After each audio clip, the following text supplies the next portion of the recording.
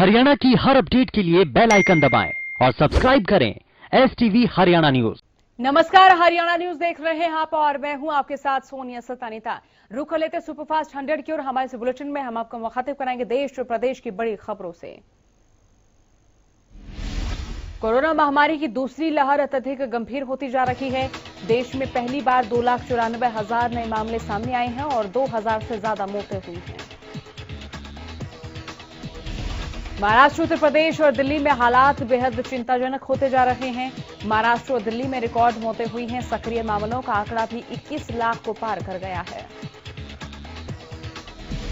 राज्यों और केंद्र शासित प्रदेशों से मंगलवार देर रात तक मिले आंकड़ों के अनुसार बीते 24 घंटे के दौरान 2,94,115 नए मामले मिले हैं और 1,66,520 मरीज ठीक हुए हैं और 2,020 लोगों की मौत हुई है।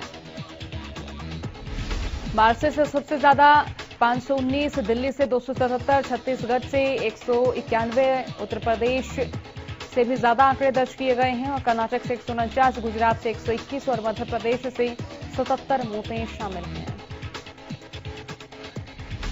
देश की राजधानी दिल्ली इस वक्त कोरोना महामारी के तूफान से लड़ रही है। दिल्ली में हर दिन रिकॉर्ड तोड़ केस दर्ज किए जा रहे हैं। बीते दिन भी 28,000 के करीब मामले राजधानी से सामने आए थे।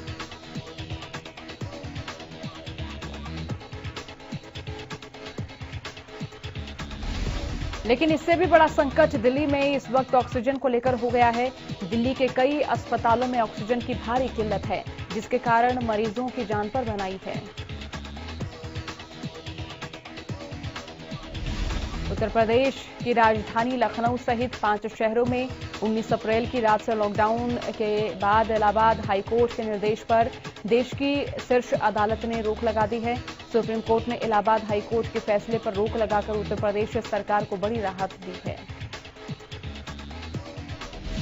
सुप्रीम कोर्ट ने इलाहाबाद हाईकोर्ट के निर्देश पर तत्काल रोक लगाने के साथ ही उत्तर प्रदेश सरकार से कोरोना वायरस संक्रमण पर अंकुश लगाने के लिए उठाए गए सभी कदम की 2 हफ्ते में रिपोर्ट भी मांगी है। हरियाणा में भी कोरोना से हालात अब बेकाबू होते जा रहे हैं। आज कोरोना ने पिछले सारे रिकॉर्ड ध्वस्त कर दिए हैं। आज 7,800 से ज्यादा केस दर्ज किए गए हैं। देश में कोरोना से बिगड़ते हालात के बीच पीएम मोदी ने मंगलवार रात देश को संबोधित किया। पीएम मोदी देश में कोरोना से बिगड़े हालात समेत अन्य मसलों पर बात कर रहे थे। पीएम मोदी ने कहा कि कोरोना की दूसरी लहर तूफान बनकर आ गई। पीएम मोदी ने सभी कोरोना योद्धाओं की प्रशंसा की। उन्होंने कहा कि बीते दिनों में जो कदम उठाए गए हैं उससे स्थिति को सुधारेंगे। पीएम मोदी ने कहा कि देश में जागरूकता से लॉकडाउन से बचने में सहायता मिलेगी। उन्होंने कहा कि देश को लॉकडाउन से बचाना है। राज्य सरकारें भी लॉकडाउन को अंतिम विकल्प समझें।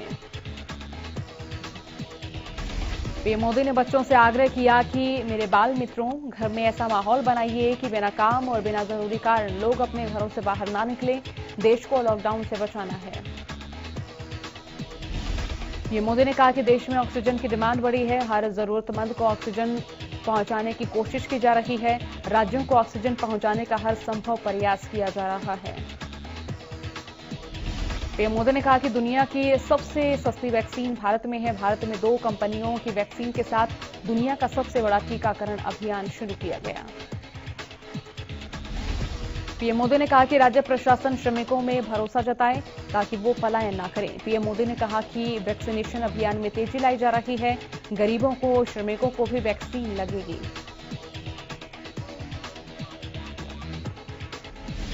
पीएम मोदी ने कहा कि मेरा युवा साथियों से अनुरोध है कि वो अपनी सोसाइटी में, मोहल्ले में, अपार्टमेंट्स में छोटी छोटी कमेटियां बनाकर कोविड अनुशासन का पालन करवाने में सहायता करें।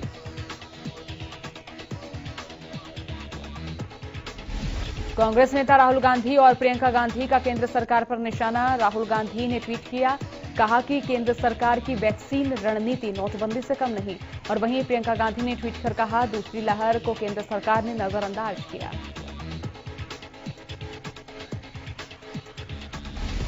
कोरोना के बढ़ते मामलों को लेकर सूबे के मुखिया मनोहर लाल ने प्रदेशवासियों से सीधा संवाद किया। इस दौरान सीएम ने कहा कि स्वास्थ्य विभाग पूरी तरह से एक्टिव मोड पर है।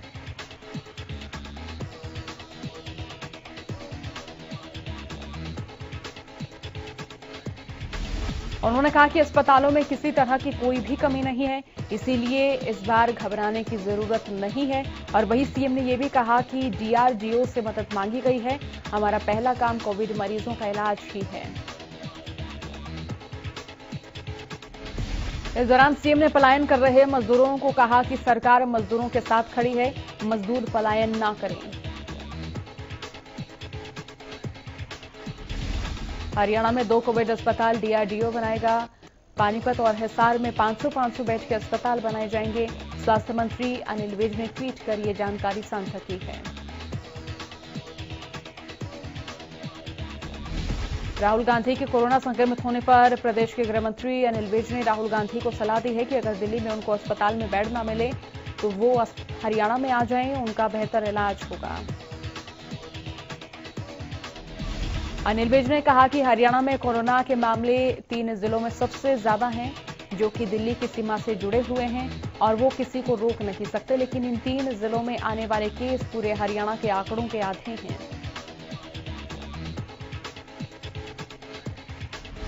विज ने पलायन कर रहे मजदूरों को भरोसा दिलाया कि हरियाणा किसी भी सूरत में लॉकडाउन नहीं लगाएगा।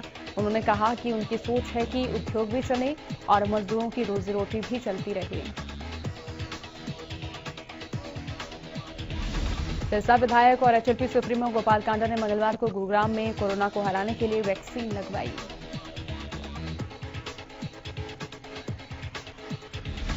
विधायक गोपाल कांडा ने कोरोना की पहली डोज ले ली और इस मौके पर उन्होंने लोगों से वैक्सीन लगवाने की अपील की और कहा कि बीमारी से डरें, वैक्सीन से नहीं।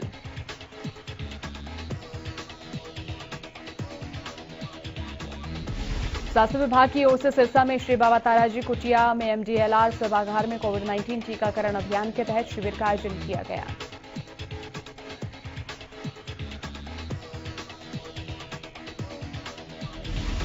इस टीकाकरण अभियान के तहत 26 कर्मचारियों ने कोरोना वैक्सीन लगवाई।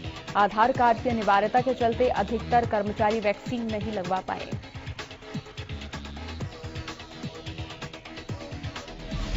दिल्ली के मुख्यमंत्री अरविंद केजरीवाल की पत्नी सुनीता केजरीवाल कोरोना संक्रमित हो गई हैं। पत्नी के कोरोना पॉजिटिव होने के बाद केजरीवाल ने खुद को आइसोलेट कर लिया है।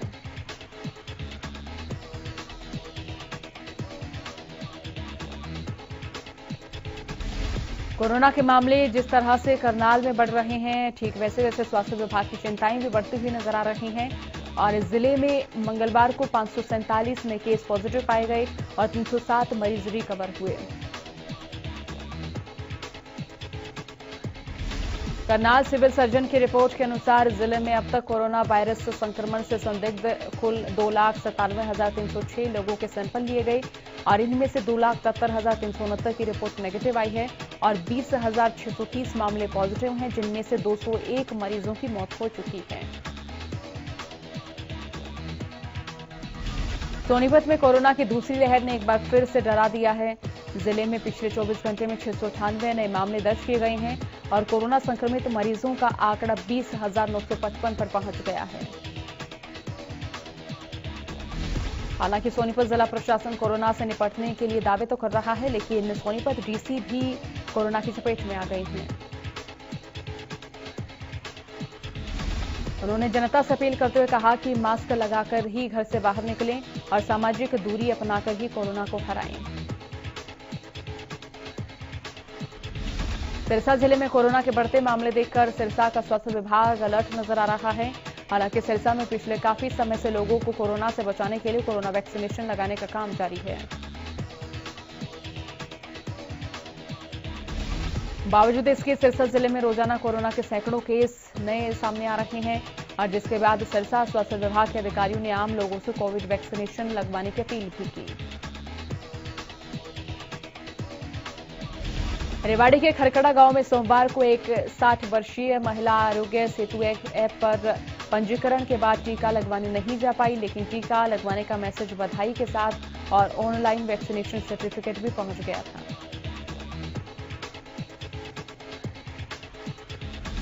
और अब अस्पताल का कहना है कि ये गलती से हुआ है। खरकड़ा निवासी प्रकाश यादव ने शिकायत में लिखा कि वो रविवार को उन्होंने अपनी माता को कोरोना वैक्सीन लगवाने के लिए आरोग्य सेतु मोबाइल ऐप पर रजिस्ट्रेशन किया था।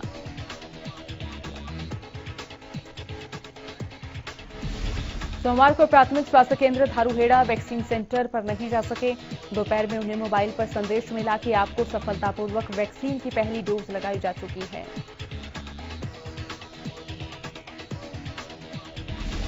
वैक्सीनेशन सर्टिफिकेट ऑनलाइन डाउनलोड कर सकते हैं, जिसके लिए लिंक भी भेजा गया और उन्होंने लिंक से सर्टिफिकेट डाउनलोड किया तो हैरानी भरी जानकारी मिली।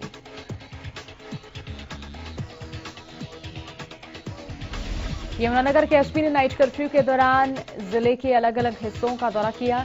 नाइट कर्फ्यू का उल्लंघन करने वालों पर सख्त कार्रवाई की।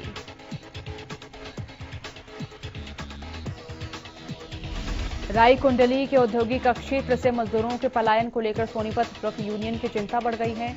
मजदूरों के पलायन से ट्रक यूनियन के लोडिंग कारोबार पर असर पड़ रहा है।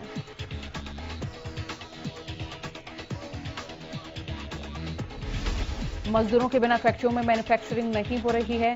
मैन्युफैक्चरिंग बंद होने से ट्रक मालिकों को काम नहीं मिल रहा है। काम न मिलने के कारण सोनीपत ट्रक यूनियन से ट्रकों की संख्या में कमी आई है। ट्रक यूनियन की रोजी रोटी खतरे में पड़ रही है। यूनियन ने सरकार से ट्रक की 10 साल की मियाद को बढ़ाने की मांग की है। कोरोना की दूसरी लहर के कारण हरियाणा सरकार ने कई पाबंदियां लगाई हैं, लेकिन इन पाबंदियों के बाद लगातार लोगों के अंदर अब लॉकडाउन लगने का डर बना हुआ है।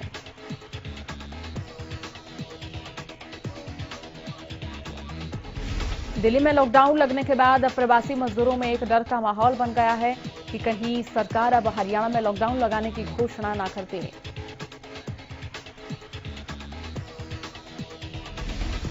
सोनीपत में लगातार कोरोना का संक्रमण बढ़ता जा रहा है। इसके बाद भी लोगों की लापरवाही कम होने का नाम नहीं ले रही।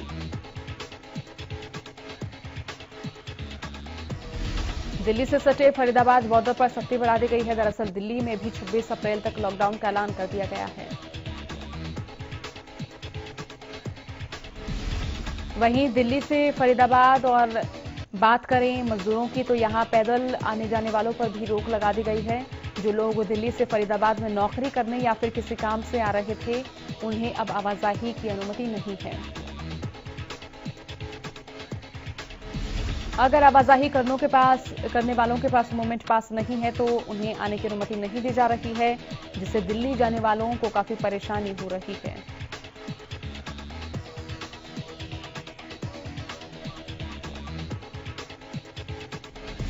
भिवानी ट्रैफिक पुलिस के प्रभारी विक्रांत माइक हाथ में लेकर लोगों को मास्क लगाने और सामाजिक दूरी बनाने के लिए प्रेरित कर रहे हैं। इसके अलावा लोगों को मास्क भी वितरित किए जा रहे हैं।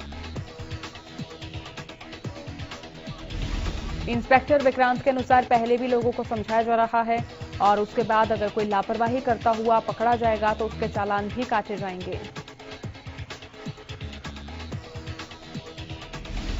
उन्होंने बताया कि जागरूकता ही एकमात्र उपाय है जिससे कोरोना को हराया जा सकता है और वहीं दुकानदारों ने भी इस पहल की प्रशंसा की।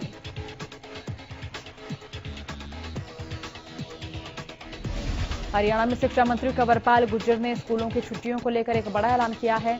हरियाणा में कल से गर्मी की छुट्टियों का ऐलान कर दिया गया है। स्कूलों में कल से लेकर 31 मई तक की छुट्टियां कर दी गई हैं।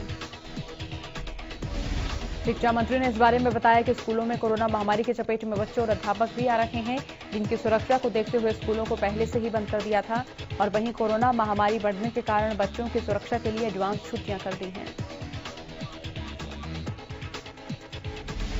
और वहीं छुट्टियां बढ़ाने को लेकर शिक्षा मंत्री ने कहा कि आगे की स्थिति के अनुसार फैसला लिया जाएगा कि छुट्टियां बढ़ेंगी या फिर नहीं।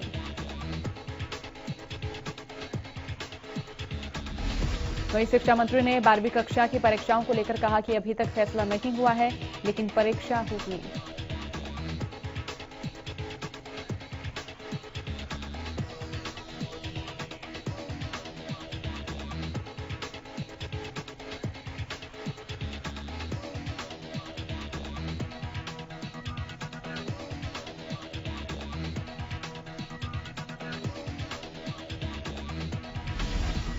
नांगल चौधरी शहर में जगह जगह दुकानदारों ने सामान रखकर अतिक्रमण कर रखा था, जिसको लेकर नगरपालिका के अधिकारियों ने शहर में अतिक्रमण हटाओ अभियान चलाया। इस अभियान के दौरान दुकानदारों में हड़कंप की स्थिति देखने को मिली। अधिकारियों ने चेतावनी दी कि अगर दोबारा किसी ने अतिक्रमण करने की कोशिश की तो उनके खिलाफ सख्त कार्रवाई की जाएगी। सोनीपत के गांव संदल खुर्द की रोड इन दिनों बदहाली की मार झेलने को मजबूर है। ये रास्ता संदल खुर्द गांव का मुख्य मार्ग है जो सोनीपत से होकर खानपुर पीजीआई तक जाता है। सड़क में इतने गड्ढे हैं कि इनमें पानी भरा रहता है, जिससे आने जाने वालों को काफी परेशानियों का सामना करना पड़ता है। साथ ही स्कूल के पास होने की वजह से छात्रों को भी कई बार हादसे का शिकार होना पड़ा है। लोगों का कहना है कि पुलिया का निर्माण सदियों पहले हुआ था, जिसके बाद इसकी दोबारा सुध ही नहीं ली गई। रेवाड़ी नगर परिषद में पार्षद और पार्षद के पतियों ने जमकर बवाल काटा। करीब 1 घंटे तक चले बवाल में नगर परिषद का कार्य पूरी तरह से ठप रहा। दरअसल पार्षद मनीष गुप्ता ने आरोप लगाया कि वो बीते दिन नगर परिषद में किसी काम से आए थे तो वहां उपस्थित कार्यकारी अभियंता ने उनके साथ बदसलूकी की और उसी को लेकर कुछ पार्षद और पार्षद के पति नगर परिषद पहुंचे।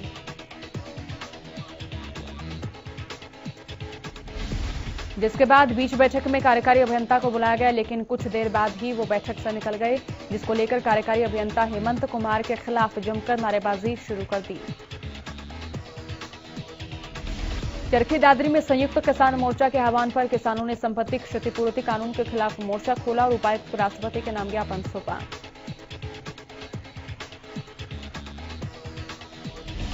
किसानों का साथ देने सभी खापे, मजदूर, सामाजिक संगठन और व्यापारी भी पहुंचे। ज्ञापन सौंपने से पहले किसान और तमाम संगठन किला मैदान में एकत्र हुए थे।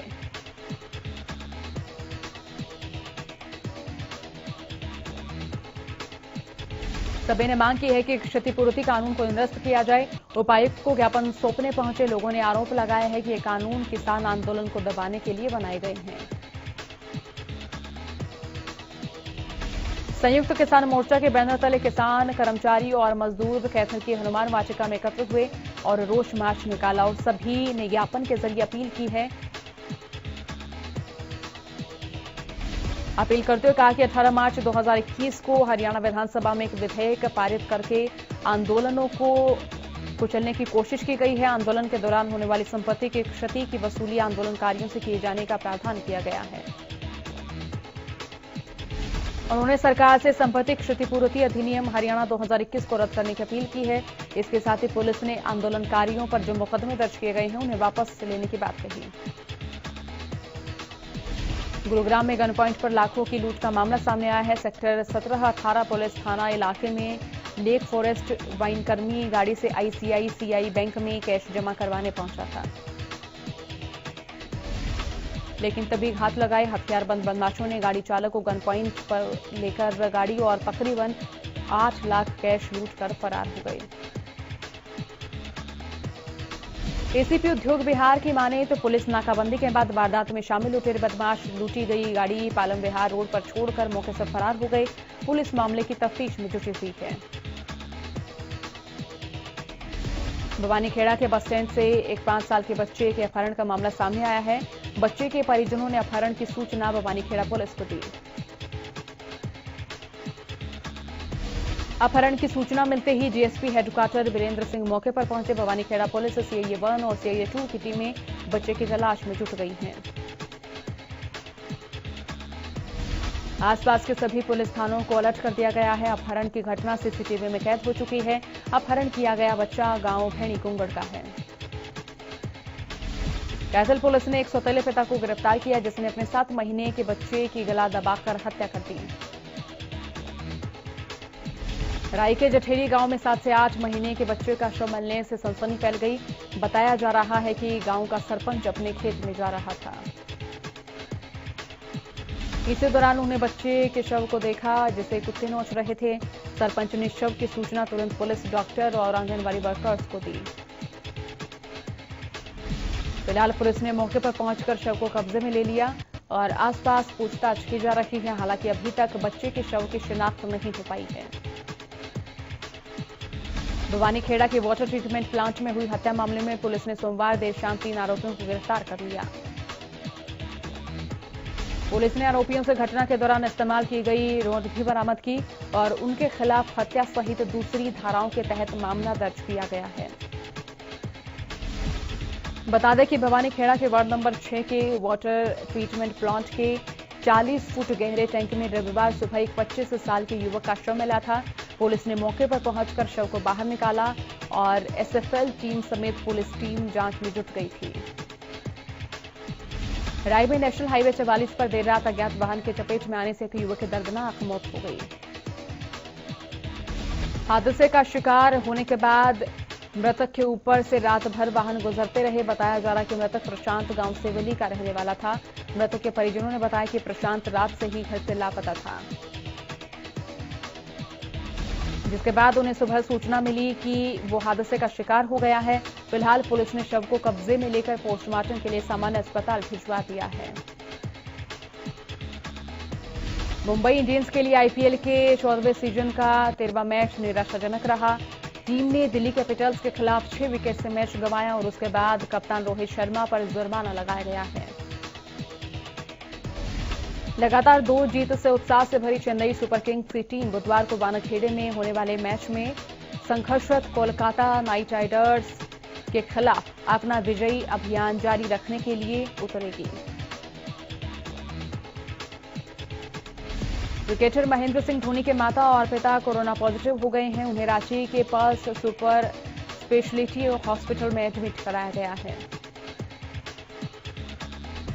कोरोना काल में सभी के लिए संकट की घड़ी है। ऐसे संकट की घड़ी में किसी किसी के लिए मुश्किल और ज्यादा बढ़ती नजर आ रही है। टीवी इंडस्ट्री की बड़ी एक्ट्रेस हिना खान के जीवन में भी एक ऐसा दुख आ गया है जिसकी भरपाई शायद कभी न हो पाए।